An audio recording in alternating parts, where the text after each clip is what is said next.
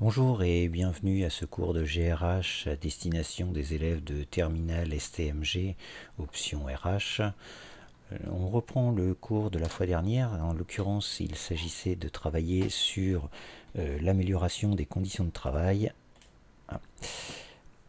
dans l'entreprise. Donc, on avait vu sur la première vidéo le premier point, à savoir la nécessité d'améliorer les conditions de travail. On avait vu quels étaient les enjeux, avec notamment un des moyens d'amélioration, à savoir l'ergonomie. On va travailler aujourd'hui sur le deuxième point, la performance et les conditions de travail. Premier point, grand A, la responsabilité sociale et le bien-être au travail. Pour cela, deux questions auxquelles il va falloir répondre. Ces deux questions, on y répond juste après avoir visionné la première vidéo et avoir lu les documents. On visionne d'abord la vidéo, on lit les documents ensuite. Donc vidéo, c'est parti.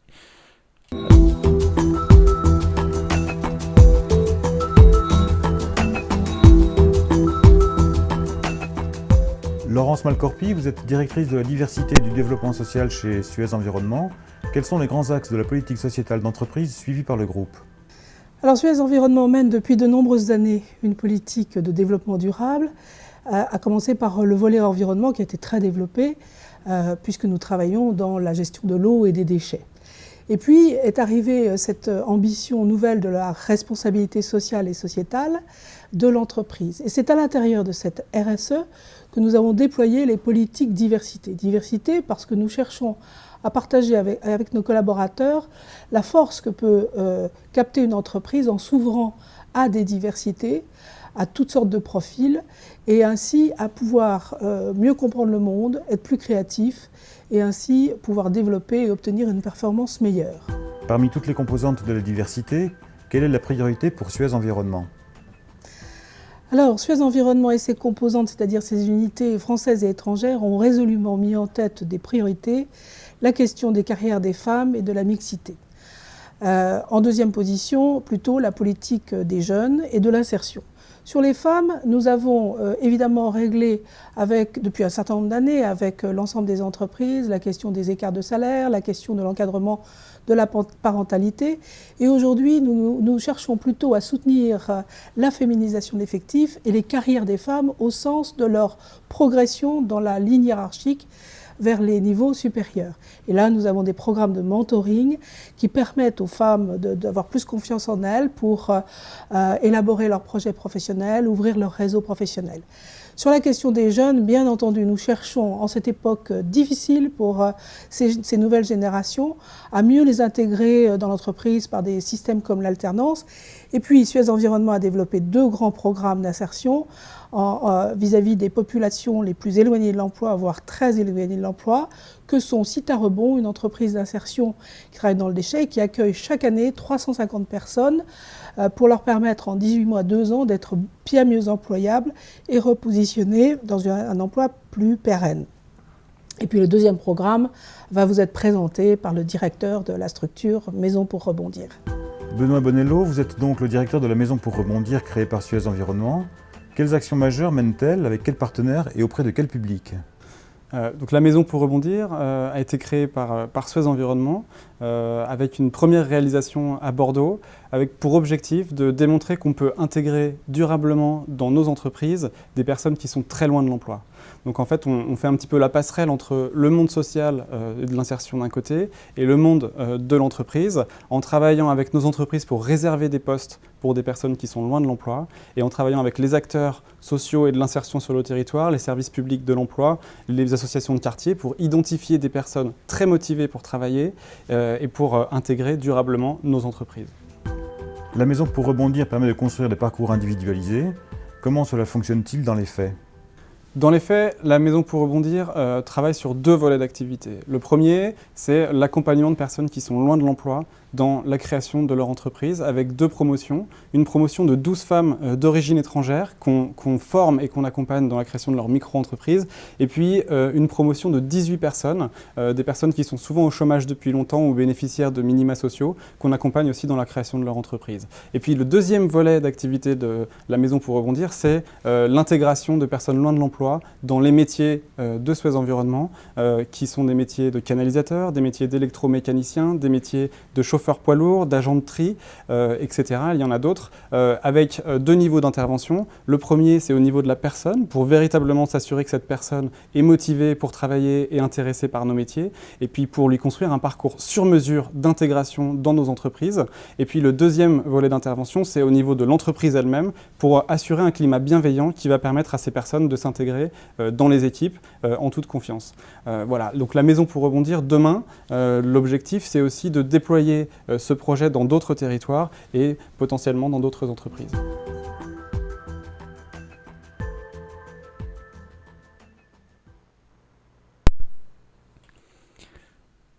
Voilà, donc ça c'était la première vidéo concernant Suez.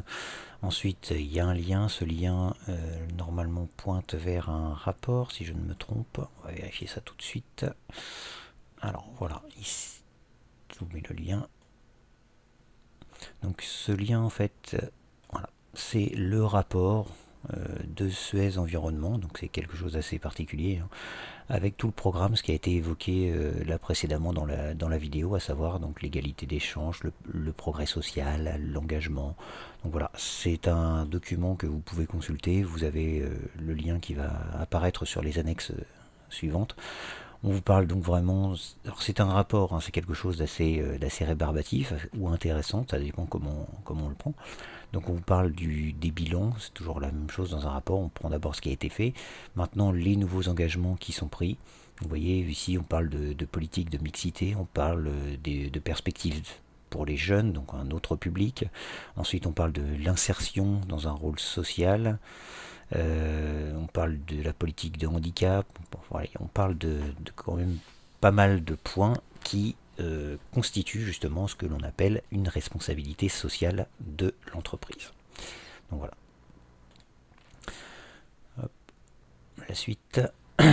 Donc la question, identifier ce que signifie responsabilité sociale chez Suez Environnement. Alors cette question suppose que vous ayez déjà lu les annexes. Les annexes, les voici, donc annexes 6 et 7. Je vous conseille de mettre en pause dès maintenant. Ensuite, je donnerai les 2 autres annexes. Voilà. Ça y est, vous avez terminé de lire ces 2 premières annexes. Et ben on vous donne la suite, 2 autres annexes à lire. Là encore une fois, vous mettez en pause et on se retrouve donc dès que vous avez fini de lire.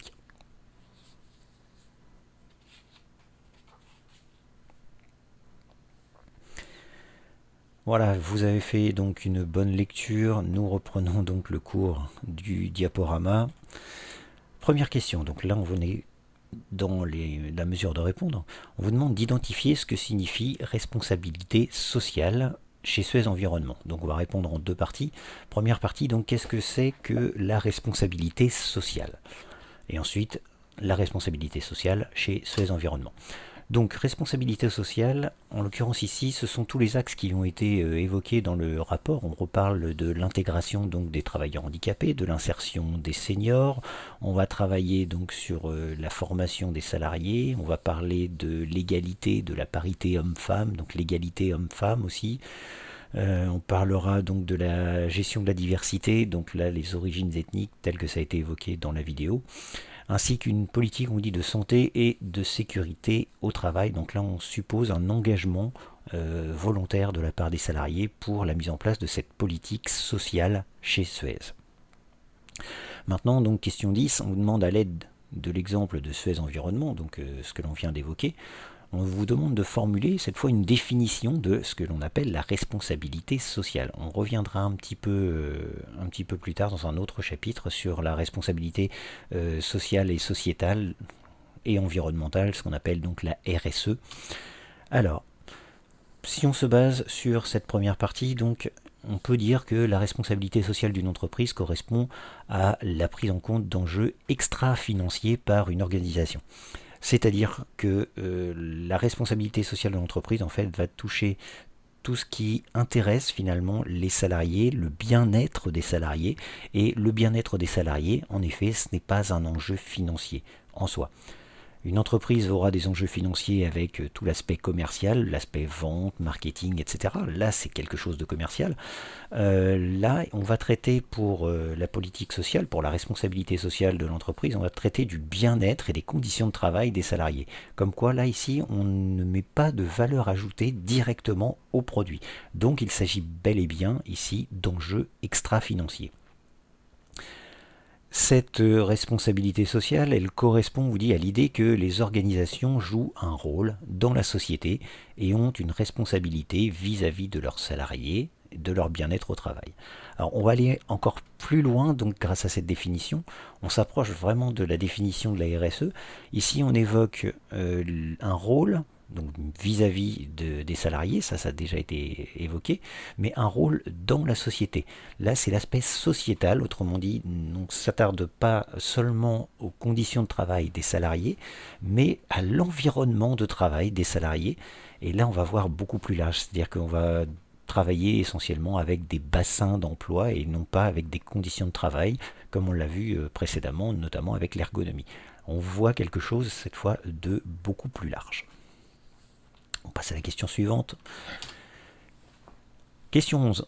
À partir des actions menées par Suez Environnement, on vous demande de caractériser le bien-être au travail. Alors, qu'est-ce que c'est que le bien-être au travail? Ça, c'est quelque chose qui est assez difficile à définir. Alors pourquoi? Tout simplement parce que le bien-être au travail, c'est quelque chose qui est subjectif, autrement dit, qui varie, qui est propre à chaque personne. Le sentiment de bien-être au travail, on vous dit donc, c'est un esprit global, subjectif, impacté par plusieurs facteurs qui vont influencer la qualité de vie des employés sur le lieu de travail.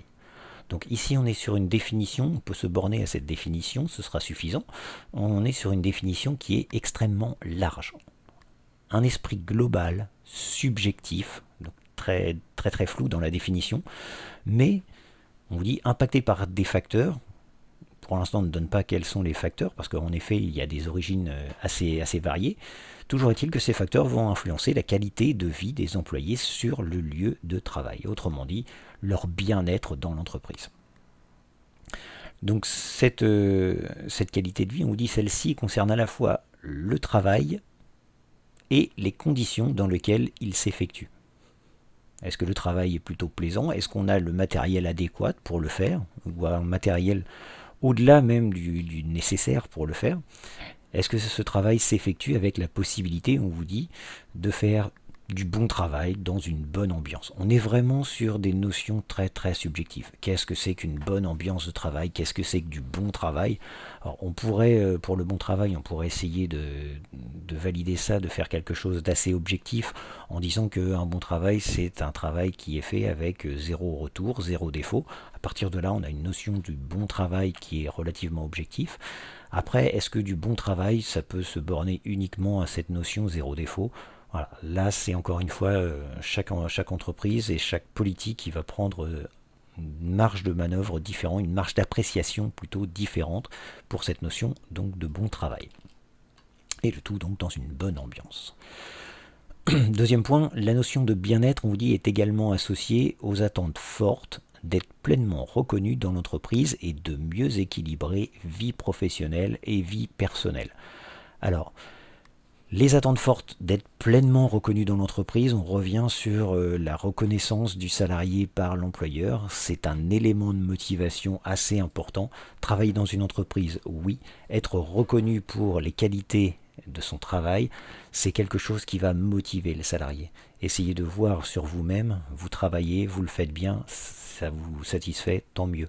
Par contre, à partir du moment où votre N+1 ou votre hiérarchie, vos collaborateurs vont mettre en avant finalement vos qualités, votre travail, le fait que votre travail soit très bien fait, voilà ce qu'on a dit tout à l'heure, avec faire du bon travail, cette notion de faire du bon travail, à partir du moment où cette notion sera reconnue publiquement, ça va répondre à certaines attentes. Alors c'est pas de l'égocentrisme, mais ça va répondre à certaines attentes, ça va répondre à un besoin de reconnaissance qu'a l'individu.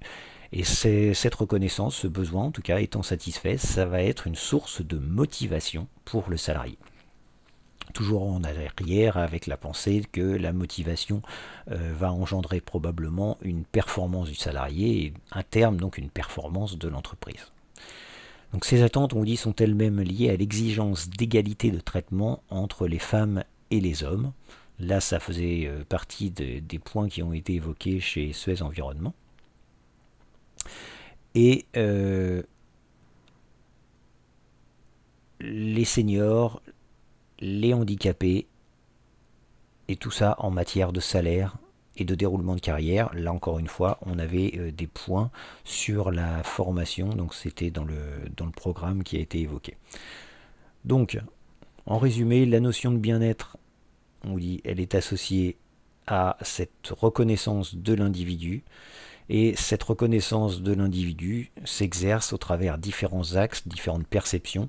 L'égalité homme-femme d'un côté, le traitement des jeunes, le traitement des seniors, le traitement des personnes handicapées, donc des personnes, des catégories de personnes que l'on a bien ciblées. Alors pourquoi ces catégories de personnes? Ce ne sont pas forcément des catégories on va dire gênantes ou des catégories à problème, des catégories particulières.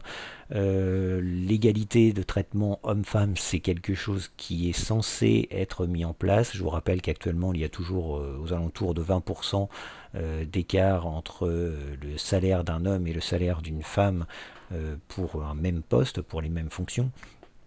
Ensuite, si Suez a décidé de travailler sur 3 autres catégories de public, les jeunes, les seniors et les personnes handicapées, c'est tout simplement parce que les jeunes sont, comme les seniors, touchés par notamment le chômage. C'est difficile pour un jeune de rentrer sur le monde du travail. La justification la plus courante étant le fait que le jeune n'a pas d'expérience. Pour les seniors, lui, c'est un petit peu pareil. On est toujours sur le fait que le marché du travail, une fois que l'on l'a quitté, il est difficile de rentrer dessus. Pourquoi? Parce que le senior, lui, a de l'expérience et éventuellement, cette expérience, il peut la monnayer. Ensuite, on sait que c'est quelqu'un, tout dépendra de l'âge du senior. Si c'est quelqu'un qui est à 5 ans de la retraite, embaucher quelqu'un qui est à 5 ans de la retraite, ça veut dire qu'on va essayer d'investir, que l'entreprise va investir sur cette personne, mais que le rendement finalement de cet investissement risque d'être bref, étant donné qu'à terme, cette personne va quitter l'entreprise pour partir en retraite. Enfin, le travail pour les personnes en situation de handicap, là encore une fois, je vous rappelle que les entreprises ont une obligation d'employer 6% de personnes handicapées dans leur personnel. Là encore une fois, il y a une démarche qui est faite autour du travailleur handicapé pour justement faciliter l'insertion de ces travailleurs handicapés au sein de l'entreprise. Le handicap, des fois, s'il est bien géré, c'est quelque chose, encore une fois, d'intéressant. Il est tout à fait possible de mixer, donc d'avoir cette mixité de public et de faire en sorte que l'entreprise puisse accepter, adopter donc un comportement tel que toute cette population va pouvoir travailler ensemble sans aucun préjugé, etc. Un exemple pour des travailleurs handicapés, quand on a affaire à des emplois de bureau, que la personne soit en chaise roulante ou pas, je veux dire, il n'y a vraiment aucune distinction. Elle est capable de répondre au téléphone, elle est capable de se mouvoir. Donc auquel cas, là, ça va vraiment être la compétence qui va faire la distinction entre deux personnes, qu'elles soient handicapées ou pas. Il n'y a pas de, il n'y a pas de préjugés à avoir à ce niveau-là. L'intérêt, par contre, c'est que si vous si vous embauchez cette personne handicapée, vous allez pouvoir l'insérer dans cette fameuse masse de 6% de salariés handicapés qui est l'obligation donc qui est faite aux entreprises. Voilà, donc ça c'était pour la responsabilité sociale et le bien-être au travail. On passe à la suite, grand B. Grand B, on parle de responsabilité sociale et cette fois on va lier cette responsabilité sociale à la performance économique. Alors ici, on vous parle de pacte social. Bonjour, vous avez 2 minutes ? Je suis un homme heureux. Je travaille dans un grand groupe et m'épanouis dans mon job. Oui, c'est possible, mais c'est un chemin à parcourir. Au début, cette boîte, je la voyais comme un gros monstre capitaliste, juste intéressé par le profit. Je dois reconnaître que je l'avais jugé un peu hâtivement. Une entreprise, c'est aussi un repère dans un monde qui change. Vous voyez tous ces bouleversements. Révolution numérique, bien sûr, crise financière, crise sociale, globalisation, changement climatique. Mon entreprise a compris que faire du fric, ça suffit pas. Ça ne marche qu'en embarquant ses femmes et ses hommes. C'est son gage de survie, sa force de frappe, son avenir, et ça la rend unique. Et nous, salariés d'aujourd'hui, on veut du sens, de la confiance, de l'épanouissement. On ne fera pas sans éthique. Début 2010, 2 agences ont levé le poing. Elles ont rencontré plusieurs groupes avec une question. La performance peut-elle aussi être sociale ? De grands dirigeants ont choisi de s'engager avec leurs équipes dans cette réflexion et d'y apporter des réponses et des applications concrètes. C'était la naissance du think tank, le mouvement pour un nouveau pacte social fondé sur la confiance et la performance. Et moi, je veux en être. Performance sociale, vous avez dit. Ce mariage de mots n'est pas habituel, et pourtant, il a tout pour être heureux. Le consensus émerge rapidement au sein du mouvement. Une vision se dessine. Les salariés sont un facteur clé de succès de l'entreprise. Les concepts, c'est bien. Et maintenant, c'est quoi la réalité ? Et si la performance sociale insufflait une autre dynamique de croissance ? À chaque entreprise de s'approprier la démarche, construire sa propre définition de la performance sociale, l'intégrer au projet d'entreprise, associer les salariés à toutes les réflexions stratégiques, fédérer les salariés, leurs représentants et le management autour de ce projet. Bien sûr, il faut les partager, ces bonnes pratiques. Sinon, ça sert à rien. Alors ensemble, on a préparé le terrain, on y sème les graines et on va tout faire pour faire germer de nouvelles idées. L'objectif ? Embarquer les managers de demain dans la démarche, rien de moins. Peu à peu, les fondations du nouveau pacte social se posent. Quand on regarde en arrière, 5 ans de travaux, du partage, de la co-construction, du bon sens, de l'ouverture d'esprit. Et aujourd'hui, une question se pose. La performance sociale contribuera-t-elle au capitalisme responsable ? C'est bien d'une révolution humaine au cœur de l'entreprise dont on parle. Et vous, ferez-vous partie de l'aventure ? Voilà, donc première petite vidéo sur donc, la performance sociale en l'occurrence, et on va voir donc à quel point on peut la lier à la performance économique. C'est la question 12, pour ça donc vous avez besoin de lire ces documents, je vous les mets. Hop, les voici. Vous mettez en pause, vous lisez, et ensuite on se retrouve pour répondre à la question 12.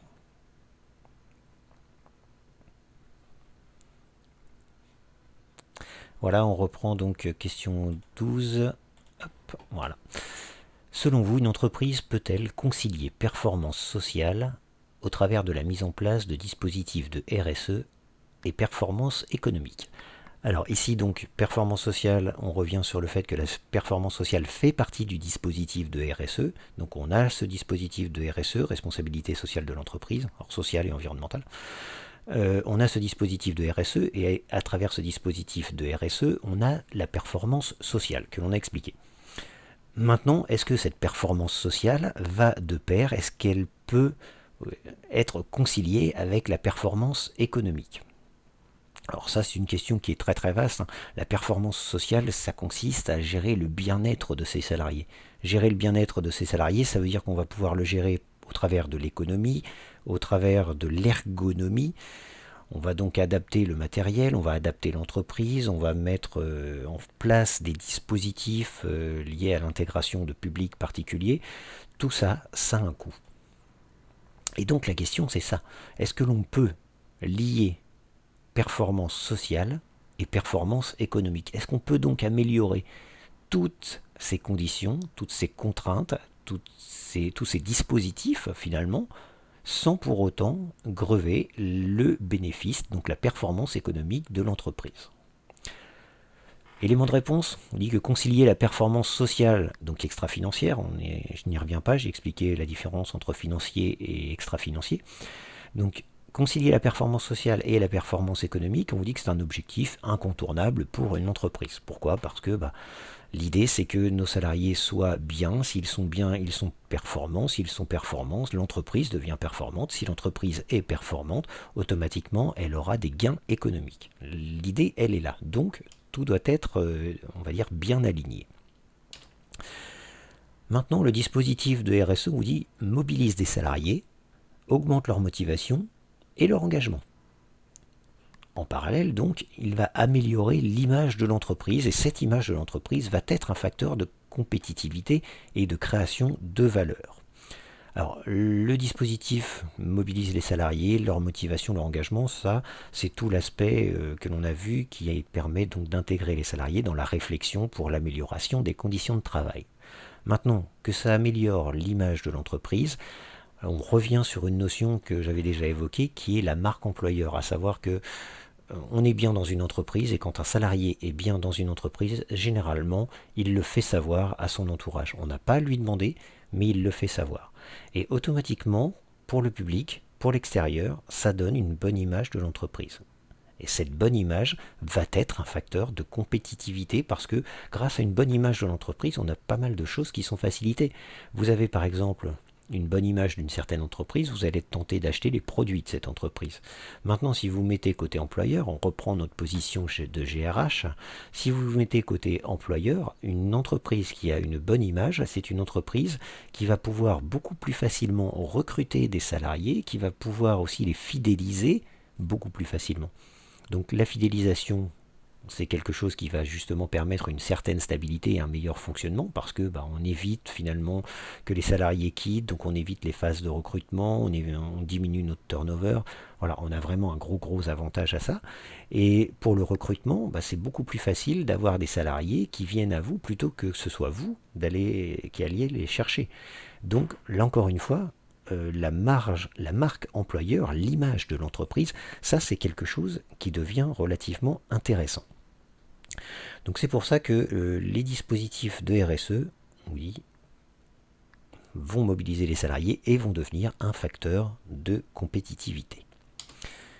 Enfin, la RSE, on vous dit que c'est un levier stratégique essentiel à la performance globale d'une organisation. Concrètement, on admet maintenant que s'occuper du bien-être de ses salariés, être responsable social, la responsabilité sociale, ça va avoir une influence sur la performance globale de l'organisation. Donc on a une performance sociale, on a une performance économique, ça forme une performance globale. Voilà. Ainsi s'achève ce cours de GRH qui portait donc sur l'amélioration des conditions de travail de l'entreprise et donc cette partie qui portait essentiellement sur la performance et les conditions de travail. Voilà, je vous souhaite de bonnes révisions. À plus tard.